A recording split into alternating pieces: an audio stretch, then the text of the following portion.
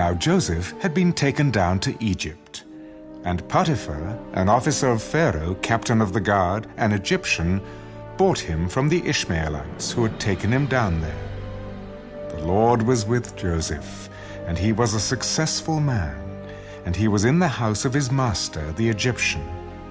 And his master saw that the Lord was with him, and that the Lord made all he did to prosper in his hand.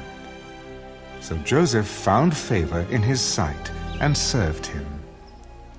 Then he made him overseer of his house, and all that he had he put under his authority. So it was, from the time that he made him an overseer of his house and all that he had, that the Lord blessed the Egyptian's house for Joseph's sake. And the blessing of the Lord was on all that he had in the house and in the field. Thus he left all that he had in Joseph's hand, and he did not know what he had except for the bread which he ate. Now Joseph was handsome in form and appearance. And it came to pass after these things that his master's wife cast longing eyes on Joseph. Lie with me. But he refused. Look, my master does not know what is with me in the house, and he has committed all that he has to my hand. There is no one greater in this house than I, nor has he kept back anything from me. But you, because you are his wife. How then can I do this great wickedness and sin against God? So it was, as she spoke to Joseph day by day, that he did not heed her, to lie with her or to be with her. But it happened about this time, when Joseph went into the house to do his work, and none of the men of the house was inside, that she caught him by his garment. Lie with me. But he left his garment in her hand, and fled and ran outside. And so it was, when she saw that he had left his garment in her hand and fled outside, that she called to the men of her house and spoke to them.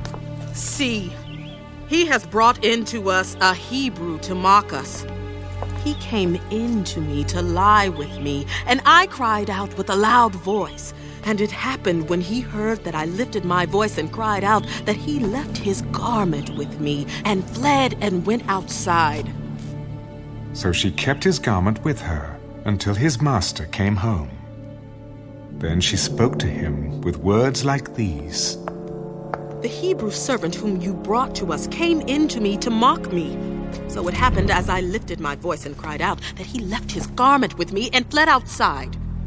So it was, when his master heard the words which his wife spoke to him, Your servant did to me after this manner, that his anger was aroused. Then Joseph's master took him and put him into the prison, a place where the king's prisoners were confined. And he was there in the prison. But the Lord was with Joseph and showed him mercy, and he gave him favor in the sight of the keeper of the prison. And the keeper of the prison committed to Joseph's hand all the prisoners who were in the prison. Whatever they did there, it was his doing. The keeper of the prison did not look into anything that was under Joseph's authority, because the Lord was with him, and whatever he did, the Lord made it prosper.